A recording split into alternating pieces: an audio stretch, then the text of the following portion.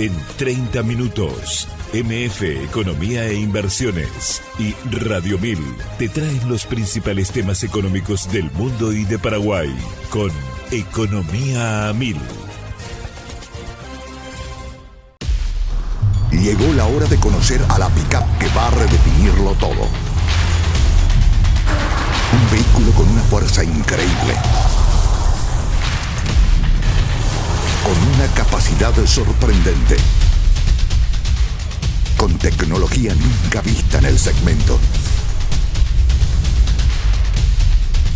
Y además, un diseño extraordinario. La pick-up, el líder de la raza fuerte, está creando un nuevo estándar en la categoría. Llegó la nueva generación de Ford Ranger. Prepárate para lo imposible.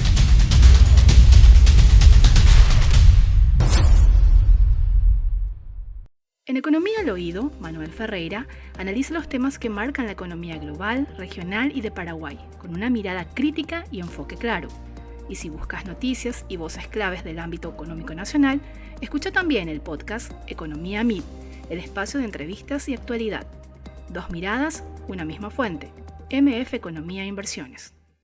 Muy buenos días, bienvenidos a una emisión más aquí de Economía 1000, hoy viernes 14 de agosto del año 2026, terminando ya casi esta semana, avanzando muy rápidamente el octavo mes de este año con muchísima información, análisis y por supuesto entrevistas de primerísima mano aquí en este espacio económico, recordando que es en coproducción con la consultora MF Economía e Inversiones y por supuesto Radio 1000. Agradecerle a todo el equipo humano que hace posible la puesta al aire de este programa. Y con esto ya damos la bienvenida a nuestro invitado de hoy, a quien agradecemos su presencia. Él es Jorge Delgado, director de Jubilaciones y Pensiones del Ministerio de Economía y Finanzas, MEF. ¿Cómo estamos, Jorge? ¿Qué tal? Bienvenido. Gracias por estar con nosotros. Muy bien, Prince. Gracias a ustedes. Gracias por la invitación y un saludo a la audiencia. Destacar también, entre paréntesis, la predisposición de apertura del Ministerio de Economía y Finanzas para traer información de gran importancia a la ciudadanía y bueno, qué mejor que hacerlo en este espacio, Jorge. Y vamos a hablar sobre la caja fiscal. Yo siempre arranco el programa y me recordabas de hecho de mi pregunta disparadora. ¿Qué es la caja fiscal, Jorge? Y cuando digas, tenemos una presentación también que acompaña justamente esto. Gracias, Prince. Sí, es muy importante entender de qué estamos hablando y más que nada que aquellas personas que nos están escuchando sepan realmente qué es la caja y por qué caja fiscal, ¿verdad? Uno dice, ¿por qué caja fiscal? Siempre me hacen esa pregunta, ¿verdad? Y bueno, finalmente yo puedo decirte que si uno analiza qué administra la caja fiscal, analizamos las jubilaciones, pensiones del sector público en general y la relación con el fisco al hablar del sector público. Y también por el componente de financiamiento, porque un componente muy importante es financiado con recursos del Tesoro Público, ¿verdad? Así es. De ahí la figura de caja fiscal. Y esta administración se hace a través de la Dirección de Jubilaciones y Pensiones, que en este caso depende del Viceministerio de Administración Financiera, del Ministerio de Economía y Finanzas, en donde tenemos la administración de dos programas.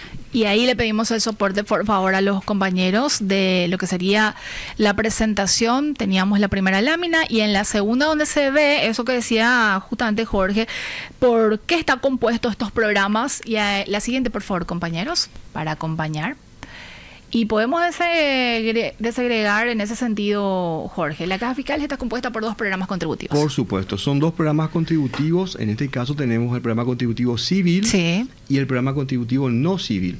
Si miramos quiénes están dentro del programa contributivo civil, se administran, ¿verdad?, los fondos que provienen de la administración pública, de funcionarios administrativos, docentes universitarios, magistrados judiciales y magisterio nacional. Y por el otro lado tenemos al programa contributivo no civil, fuerzas públicas que están integrados por policías y militares. Así es. La siguiente lámina, por favor, compañeros.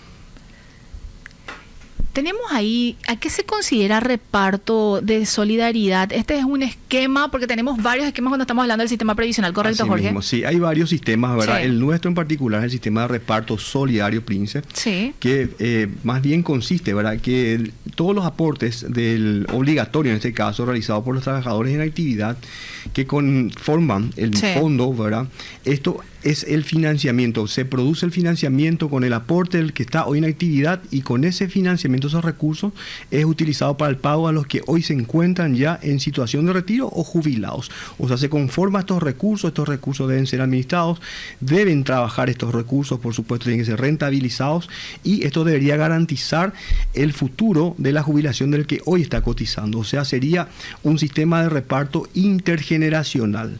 Hoy aporto para que mañana este sistema me pueda proteger a partir de cierta edad cuando llegue el momento de mi jubilación. Por eso es tan importante, Jorge, que una caja como esta o un sistema como este funcione de manera sostenible.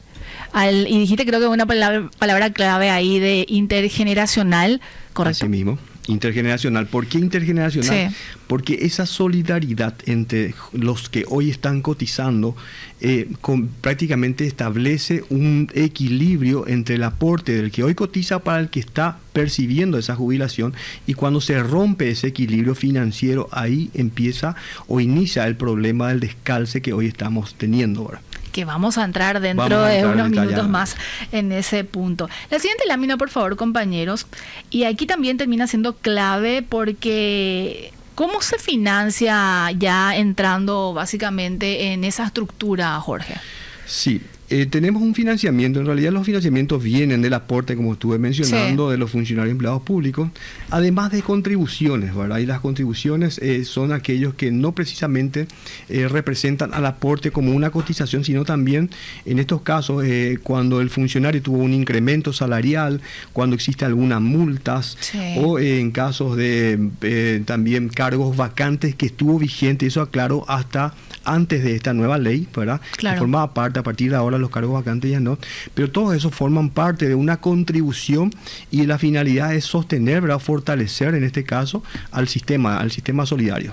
Por el lado del aporte, de lo que justamente contribuye el empleado, ¿de cuánto estamos hablando en materia de tasa, Jorge? Sí, en lo que respecta a tasa, justamente sí, ese fue un punto que contempló esta reforma, ¿verdad? Así es. En donde se elevó del 16, porque se venía aportando 16, al 19%. Y este incremento fue para aquellos sectores quienes hoy tienen déficits. En este caso puntual, sí, serían los docentes. Docentes, ¿verdad? Estamos hablando, sí, de docentes de la Universidad Nacional, Magisterio Nacional. Así es. Y las fuerzas públicas, policías y militares. Cuando hablamos puntualmente de los docentes del MEC, Jorge, ¿se aplica este 19% por rubro, o no sé cuál es la figura, pero sí, a la mañana, por ejemplo, enseña una maestra o un maestro, y también a la tarde? ¿Se aplica en ambos casos o una sola vez? Por supuesto, en eso consiste la cotización, Prince. De hecho, que es muy importante que se aplique para todos los rubros, ¿verdad? Porque finalmente esa base ellos van construyendo, claro, y en especialmente esa buena cotización le viene bien al que se va a jubilar, porque va aumentando su futura base jubilatoria, y sobre eso se aplica una tasa de sustitución. En síntesis, por todos los rubros que ellos tienen. Antes de entrar en esta tabla que estoy observando en tu presentación, Jorge, muy clara, por cierto, ¿podríamos hacer una suerte de historia de cómo vino construyéndose el resultado de la caja fiscal de un tiempo a esta parte, quizás haciendo un corte de los últimos 10 años, porque obviamente en algún momento el sistema generó superávit, es decir, que los ingresos eran superiores a los gastos, pero en algún momento, gastos me refiero a los haberes jubilatorios, sí, entiéndase, ¿verdad? E ingresos a los aportes que se hicieron, pero en algún momento entró a realizarse reformas, quizás algunos ajustes paramétricos para determinados sectores que hicieron que entre en este descalce que se volvió de un tiempo a esta parte estructural, y que llevó finalmente a una propuesta de reforma, que es lo que después vamos también a ahondar. ¿Cómo surgió eso, Jorge, de un tiempo a esta parte, las decisiones que llevaron justamente a este importante descalce? Sí, Prince. Bueno, anteriormente, y hablemos del año 2000, ¿verdad? Prácticamente el nivel salarial era un nivel muy, muy bajo, ¿verdad? En donde todos cotizaban bajo unas reglas similares. En el año 2003, a partir de ahí, se hizo la primera reforma en donde se separaron los sectores y se identificaron dentro de dos programas contributivos civiles y no civiles, en donde se estableció prácticamente que cada sector cotice a su respectivo, en este caso, sector correspondiente, y se separaron financieramente. Se establecieron 6 sectores, 6 cajas, y cada uno de ellos cotizan a sus respectivas cajas.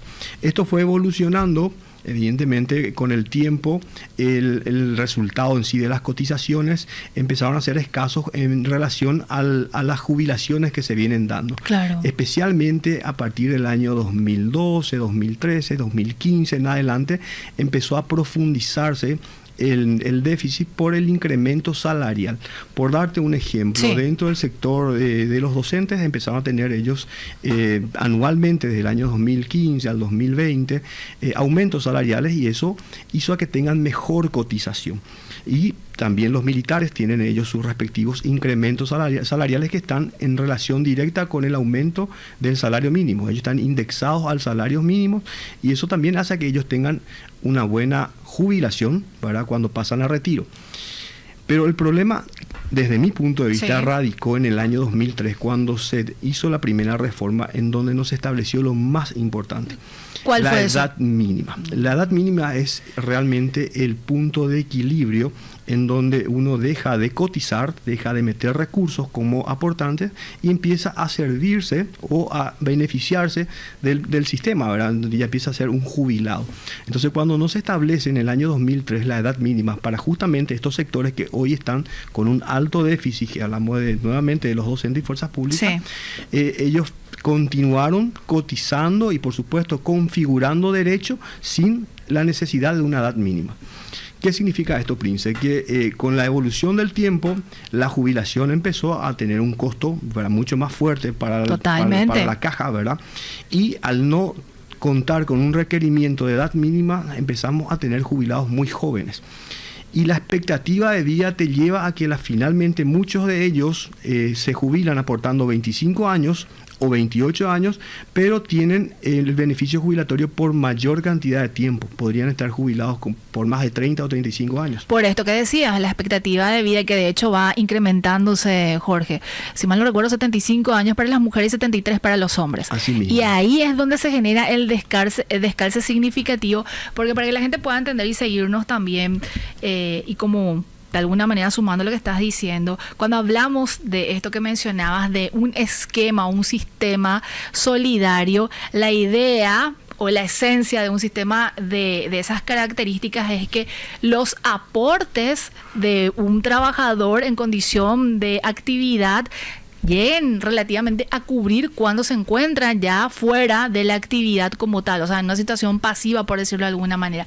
Pero con esta edad mínima no se establece, porque evidentemente cuando un docente, y demos el claro ejemplo de uno que yo creo que tienen ustedes registros también, generalmente uno obtiene su título de docente o de magisterio a los 21, 23 años, y hay que aplicarle ahí los 28 años aproximadamente, que te da como unos 51 años de trabajar, ¿correcto? Y de ese tiempo en aportar, Jorge. Sin embargo, también hay parámetros de beneficios en ese sentido que les permite jubilarse con mayor anticipación, por ejemplo, por años o por hijos, etcétera, que también desequilibró significativamente el sistema. ¿Correcto, Jorge? Es así, Prince.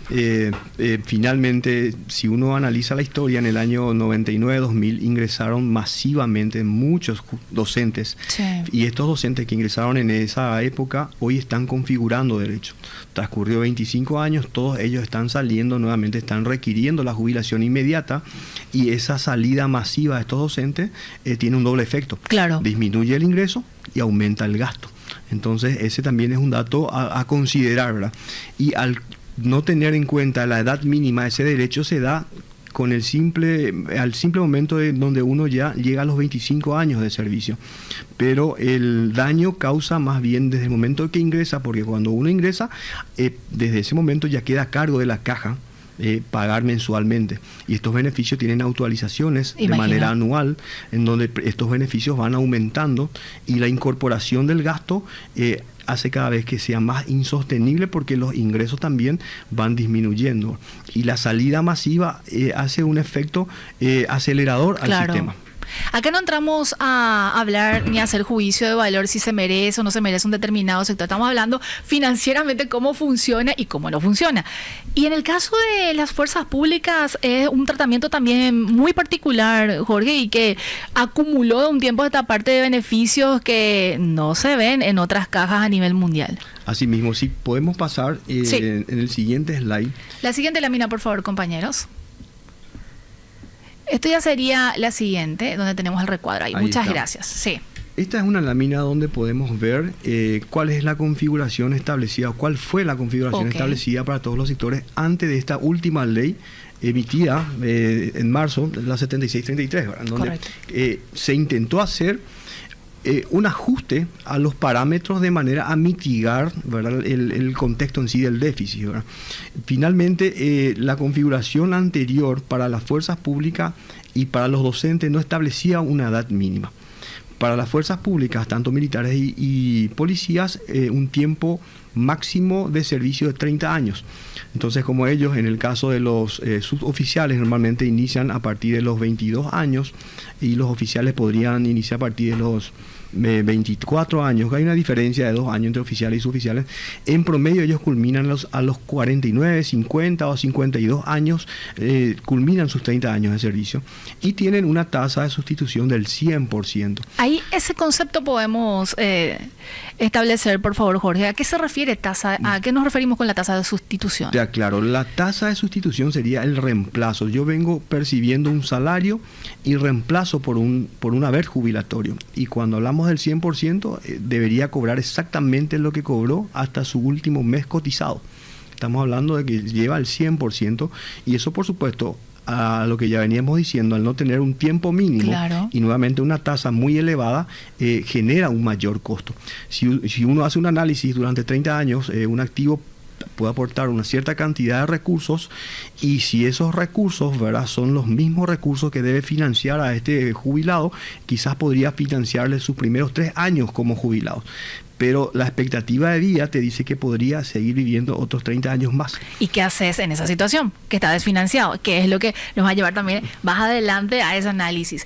Podemos, antes de pasar, ahí vemos, por ejemplo, Jorge, la administración pública, que su tasa de sustitución es de 100% y la edad de jubilación es de 62 años. Ahí es donde veíamos relativamente un superávit. Yo no sé cómo está hoy por hoy puntualmente este sector. Sí, mantiene el superávit. Y en las siguientes páginas, en las siguientes presentaciones vamos a ver realmente cómo están hoy financieramente, pero aquí podemos mirar, esto fue la situación de la configuración antes de la ley, en donde podemos ver que la administración pública requiere una edad de 62 años para llegar a un 100% con 40 años de servicio, ¿verdad? Y acá tenés prácticamente discriminados por sector, ¿verdad?, en donde podemos ver que para los docentes pueden llegar a 87% con 28 años de servicio, o con 25 años, 83%, pero sin requerimiento de edad. Y de la misma manera tenemos para fuerzas públicas, como te venía comentando, 30 años y 100% de tasa de sustitución. Si pasamos a la siguiente lámina, por favor, compañeros. Ahí podemos ver el impacto en cuanto al cambio de la configuración establecida a partir de la ley 7633. ¿Podemos, por favor, pasar a la siguiente lámina? Donde vamos a ver qué es lo que se terminó estableciendo ahí. Gracias. Bueno, aquí tenemos bien definido en qué impactó esta nueva ley y cuáles fueron las modificaciones paramétricas para estos sectores. Nuevamente podemos visualizar que no hubo modificación para administración pública porque mantiene su misma cantidad de tiempo de servicio. Por eso hice un pequeño zoom ahí, Jorge. Exactamente, sí. Pero sin embargo, en los demás sectores sí hubo una variación por la necesidad de buscar un equilibrio financiero, en donde en un principio se planteó elevar a 55 años, pero fue promulgada la ley con 53 años de edad mínima, hablamos para los docentes, ¿verdad?, universitarios, magisterio nacional, y para las fuerzas públicas 55 años como edad mínima. ¿Hubo un requerimiento en especial, una explicación de por qué finalmente se puso en 53 y no en 55, Jorge, que recordarás? Y bueno, eso más bien fue ya un debate en el Congreso, porque en principio se mantuvo unas reuniones, se generó una comisión en donde fuimos y explicamos de la necesidad de un ajuste paramétrico. Se llevó una primera propuesta que finalmente ahí creo que hubo un acuerdo político con los actores y también de parte de la administración, en donde de manera a ir avanzando se pudo cerrar con estos años mínimos. Pero yo puedo mencionar que esto quizás es positivo, Prince. ¿Por qué, Jorge? Creo que es positivo por un lado. Pudimos establecer una edad mínima que nunca se estableció. Así como te comenté, en el año 2003 se habló de una reforma, pero no se estableció edad mínima. Hoy ya hay conciencia de una necesidad de edad mínima, y creo que el Ministerio de Economía hizo un buen trabajo en acompañar esto y tratar de llegar al ámbito político, al Congreso, y también en este caso a los beneficiarios, de manera a establecer este mecanismo o estos cambios de ajuste paramétrico para suavizar ese impacto de déficit que venimos arrastrando. Clarísimo. Y en el sector de los magistrados judiciales también hubo un cambio con esta normativa. También magistrados judiciales, sí, en donde se establece la edad mínima de 53 años. Pero aquí tenemos que hablar, ser claro en lo siguiente, Prince, donde realmente no llegamos al objetivo trazado. Si uno analiza el trasfondo de todo esto, la necesidad es urgente. Si yo quiero hablar de una reforma o ver cómo tratar de mitigar el déficit, tuvo que haber sido de manera inmediata para el siguiente ejercicio 2027 en adelante, y ver cómo gradualmente ir conteniendo este déficit. Sin embargo, ese impacto se postergó por 5 años más para los docentes en particular, ¿verdad? Y para aquellos que ya tienen derecho adquirido. Entonces, ¿qué es el derecho adquirido? Sí. Aquellas personas que ya tenían el tiempo mínimo de servicio con la ley vigente anterior. Es decir, aquellos policías que ya tenían 10 años de servicios ya tenían configurado el derecho. Los militares con 15 años de servicio ya tenían configurado el derecho.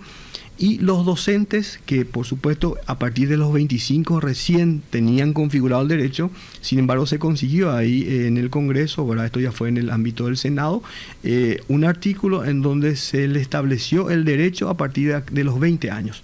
Es decir, aquellos docentes que al momento de la promulgación de la ley tenían 20 años de servicio, ya podrían seguir configurando bajo las reglas de la ley anterior.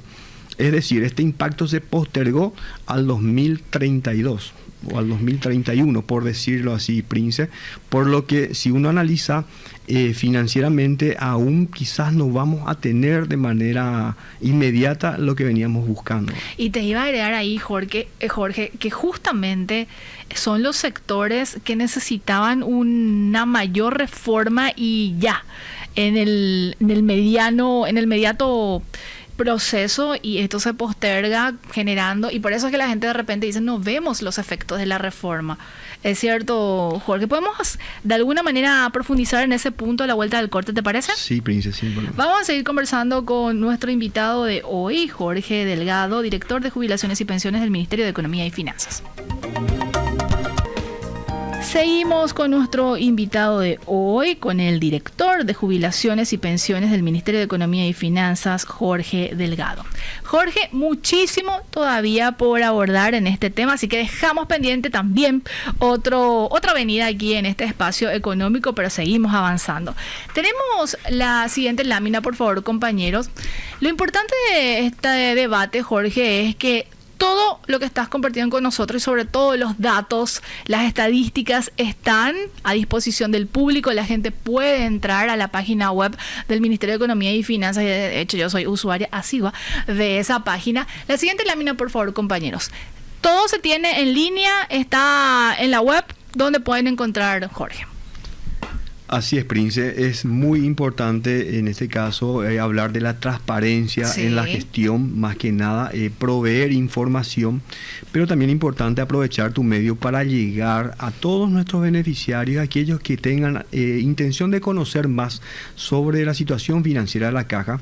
Estos datos están dentro de la página oficial del MEF, en el apartado de la Dirección de Jubilaciones, en donde uno puede ver, porque vinimos desarrollando informaciones, introduciendo datos importantes, estuvimos con el censo digital, guías, formularios, pero entre ellos también pueden ver una pestaña en donde hablamos de la situación de la caja fiscal. Y la situación de la caja fiscal en lo que refiere al sistema financiero. Así es. Entonces tenemos información al respecto en la siguiente lámina. La siguiente lámina, por favor, compañeros. Ahí tenemos justamente lo que decías, Jorge, la situación de la caja fiscal. Y en este caso, una fotografía al primer semestre del año 2026. Me pareció correcto hablar del cierre del primer semestre, no aún de julio, porque finalmente julio estamos también, por supuesto, ya la siguiente semana vamos a levantar de las informaciones referentes a julio, donde hay un componente importante que también me gustaría mencionar después, pero centrémonos en el primer semestre del año, en donde uno puede visualizar y en comparación con el ejercicio anterior. No sé si recordarás, Prince, el debate que se tuvo en el Congreso sobre el déficit de la caja fiscal al cierre del ejercicio 2025. Recuerdo perfectamente por el monto. Exactamente. Sí. Y en aquel entonces, bueno, hablamos de un déficit de 380 millones de dólares, en donde estaba compuesto por dos fuentes de financiamiento. Uno de ellos fuente 10 a las fuerzas públicas con 200 millones de dólares y el otro componente 180 millones con excedentes de la caja, ¿verdad?, de los superavitarios. Entonces, al cierre de este primer semestre podemos hablar de un comportamiento prácticamente similar, pero con la variable de que el dólar está bajando. Entonces estamos hablando ya de un déficit de 220 millones al cierre del primer semestre. Ahora, hay un componente en la variación del tipo de cambio, por eso también pareciera que bueno, estamos gastando más, pero si uno hace una relación en guaraníes, estamos prácticamente en la misma línea, o sea, no hay mucha diferencia y te explico por qué. Porque cuando uno dice con esta reforma vamos a recaudar más, estamos hablando de 3% más, se está descontando 3% más, en este caso a los deficitarios, pero esos 3% se diluye nuevamente en este ejercicio con el aumento en cuanto a la actualización del haber jubilatorio. Claro. Como sabrás, esa actualización se hace en enero de cada año, lo hicimos este año para los, en este caso, para todos los jubilados, y también la incorporación de nuevos jubilados que venimos, por supuesto, incorporando al sistema. ¿De cuánto aproximadamente estamos hablando en la incorporación de nuevos jubilados, Jorge? Estamos hablando en promedio una incorporación de entre 500 y 600 nuevos jubilados de manera mensual. ¿Y el peso mayor lo llevan los docentes? Los docentes en el orden de 300 jubilados mensuales. Decías este aumento del aporte del 16 al 19 de los sectores deficitarios. ¿Eso cuánto representó en números absolutos, iba a decir relativo absoluto, para el MEF? Te hablo en dólares para tratar de simplificar. Entonces estamos hablando de un incremento de 3,5 millones de dólares, en particular para los docentes, 3,5 millones de dólares. Pero en contrapartida tenemos que entender que el déficit mensual de ellos llega a 17 millones de dólares. O sea, seguimos teniendo un descalce en el orden de 14 millones de dólares mensuales con ese sector.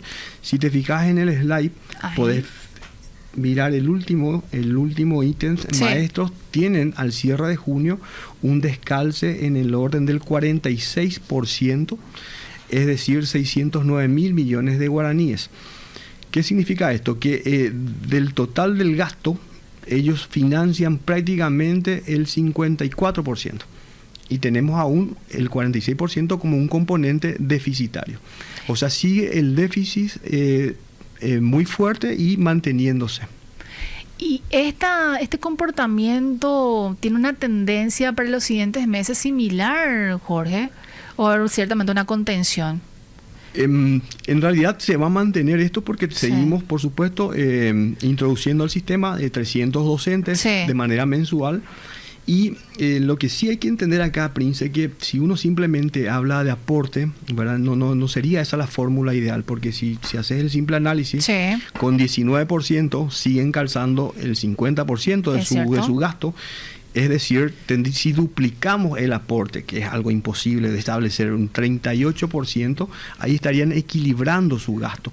Por eso siempre insisto en que no tendríamos que simplemente hablar del aporte. De hecho, que ahora también ya hay un componente con esta nueva ley que vamos a ir aplicando, ¿verdad? El aporte, en este caso gradual, que se va a dar del Estado, que lo venimos haciendo para las fuerzas públicas, también gradualmente para los demás sectores. Pero el aporte en sí no sería la solución, sino establecer la edad mínima, y esa edad debe contener de manera inmediata el creciente déficit.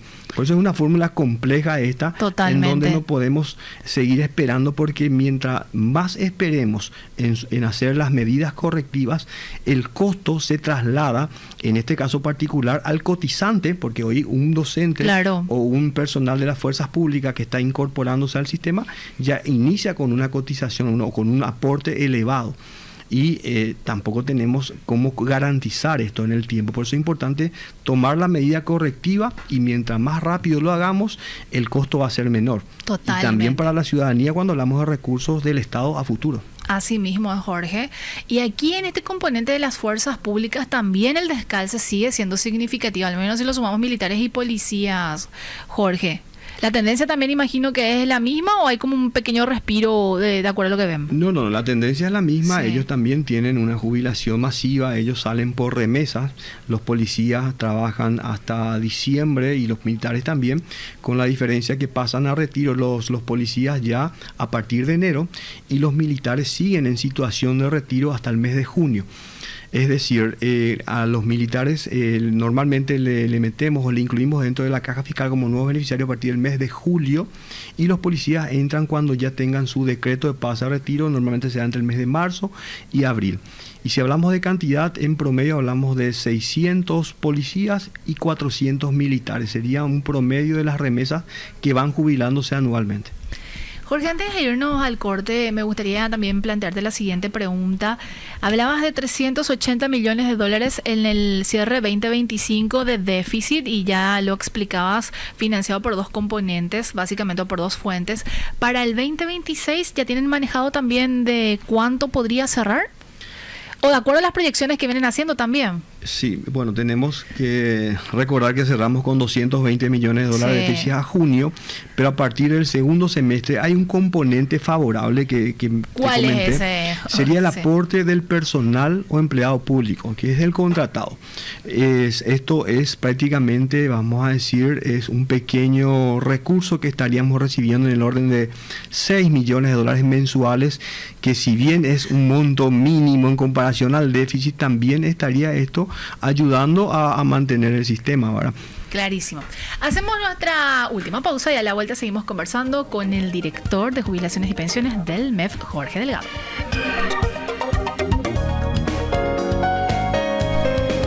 Seguís escuchando Economía 1000, gracias por la compañía. Hoy nos visita Jorge Delgado, director de Jubilaciones y Pensiones del Ministerio de Economía y Finanzas, MEF.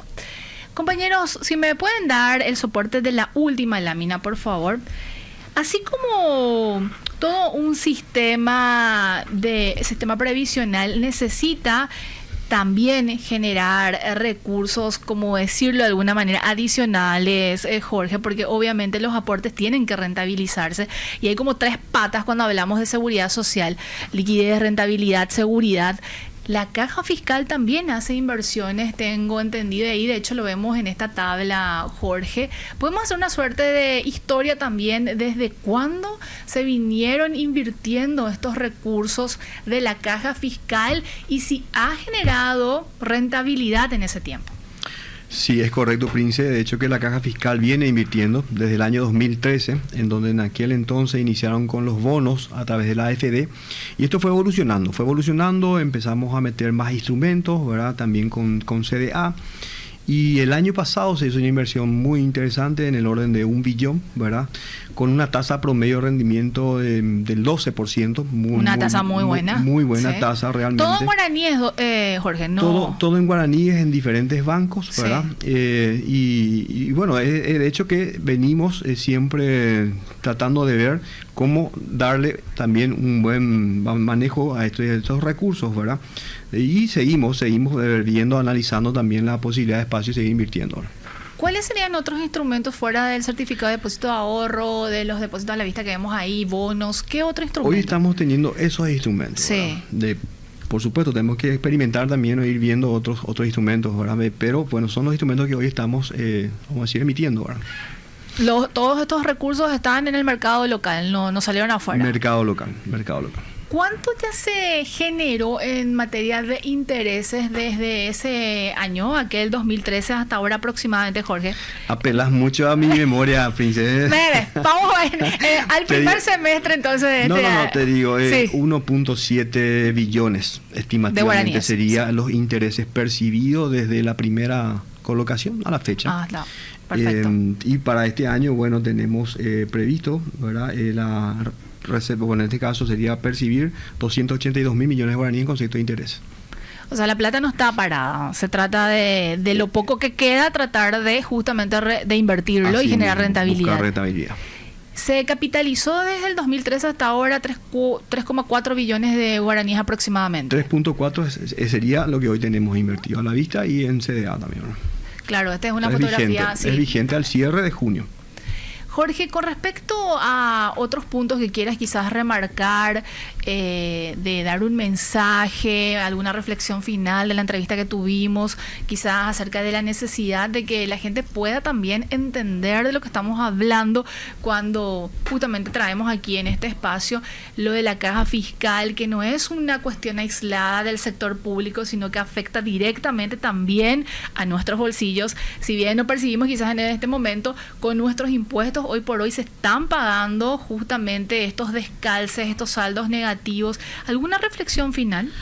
Sí, hay que aprovechar el espacio, en realidad te agradezco, Prince, y es muy cierto lo que decís, finalmente los recursos son escasos, sí. Las necesidades son ilimitadas, ¿verdad? A nivel Estado tenemos muchas necesidades y si podemos realmente tomar medidas oportunas, nos va a venir bien a todos. Finalmente estamos todos dentro de un mismo país en donde creo que tenemos que ser conscientes de que debería movilizarnos a nosotros el bienestar general. Y ese bienestar general radicaría en la previsibilidad de poder seguir cobrando. Entonces, si uno analiza qué es lo que administramos un sistema, ¿verdad?, de personas de avanzada edad quienes han cotizado toda su vida y quienes al momento del término de su carrera quieren esa tranquilidad de poder percibir de manera mensual. Claro. Y eso no lo vemos en un sector particular, en una caja, la caja municipal, en donde constantemente estamos viendo reclamos, ¿verdad?, por la falta de pago. Finalmente somos responsables de buscar un punto de reflexión y de buscar realmente un consenso político, porque es muy importante el componente político, también aquellos representantes gremiales quienes hoy representan a los activos y que también ellos deben recordar que esos activos que hoy son representados mañana serán jubilados. Entonces hay que pelear por el presente pero no descuidar el futuro y finalmente busquemos realmente un espacio de consenso para hablar de una segunda intención de mejora de nuestro sistema jubilatorio. Que termina siendo urgente igualmente, Jorge. Debe ser urgente porque a medida que vayamos perdiendo tiempo, yo creo que a todos nos cuesta más. Totalmente. Jorge, recordarnos, por favor, dónde la gente puede encontrar más información de estas estadísticas, datos que compartimos hoy. Toda esta información, Prince, está en la página oficial del MEF, en el apartado de Dirección de Jubilaciones y Pensiones, y los detalles que estuvimos conversando lo pueden ver ahí. Desde el año 2000 en adelante la situación financiera de todos los sectores y mensualmente vamos levantando también el cierre financiero, cantidad de beneficiarios, cantidad de aportantes, porque tenemos que recordar que la Dirección de Jubilaciones y Pensiones tiene 80.000 beneficiarios directos, pero más de 200.000 cotizantes.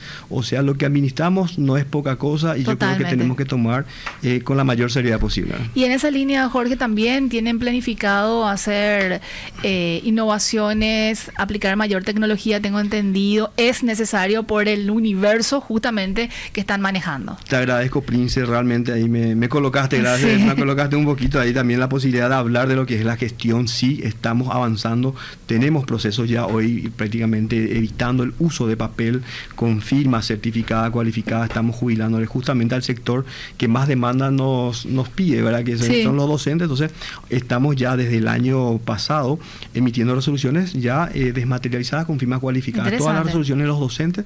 Queremos seguir avanzando con ese proceso, pero también estamos dentro de la Dirección de Jubilaciones coordinando con todas las entidades de manera que remitan su solicitud ya también con firma cualificada. O sea, lo ideal sería que podamos entrar en línea y que tanto el recurrente con una firma electrónica, un futuro funcionario con una firma electrónica y la firma cualificada de su, vamos a decir, responsable del área de talento humano, puedan enviar la solicitud a jubilaciones y que la trazabilidad interna sea exclusivamente ya digital.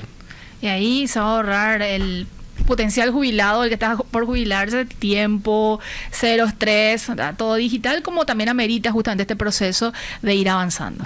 Ahorramos tiempo y evitamos errores. Es cierto.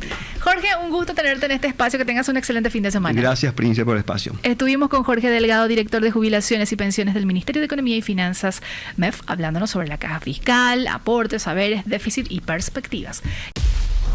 Llegó la hora de conocer a la pick-up que va a redefinirlo todo. Un vehículo con una fuerza increíble, con una capacidad sorprendente, con tecnología nunca vista en el segmento.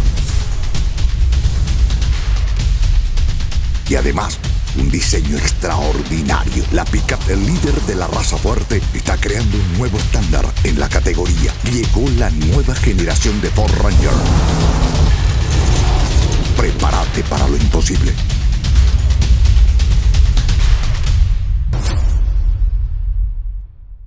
En Economía al Oído, Manuel Ferreira analiza los temas que marcan la economía global, regional y de Paraguay, con una mirada crítica y enfoque claro. Y si buscas noticias y voces claves del ámbito económico nacional, escucha también el podcast Economía MID, el espacio de entrevistas y actualidad. Dos miradas, una misma fuente. MF Economía e Inversiones.